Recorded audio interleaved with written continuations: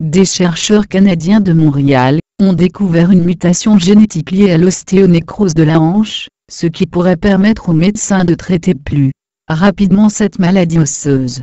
Celle-ci est causée par une interruption de la circulation du sang dans la tête du fémur de la hanche, ce qui provoque une arthrose avancée, et nécessite une opération pour remplacer la hanche.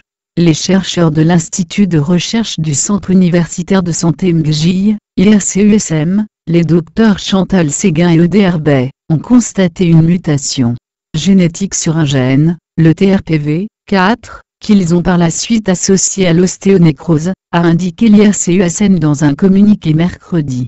Ce gène est connu pour son rôle essentiel dans le contrôle de la circulation sanguine et le développement des tissus osseux, a précisé l'Institut de recherche.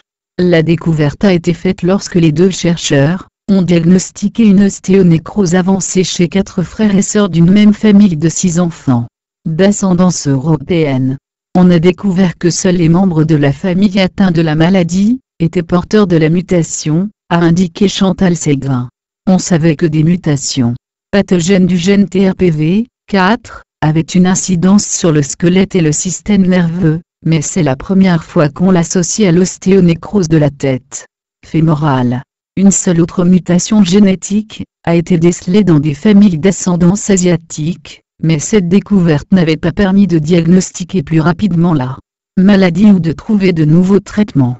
En revanche, la nouvelle découverte contribuera à comprendre les mécanismes responsables de la maladie permettant d'élaborer de nouveaux traitements qui cibleront la cause plutôt que les symptômes, a expliqué Chantal Séguin.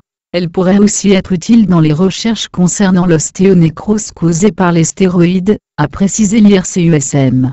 Selon l'Institut de recherche, plus de 30 000 Américains sont diagnostiqués chaque année comme étant atteints de l'ostéonécrose.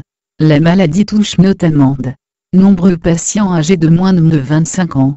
Article publié dans Journal of Medical Genetics.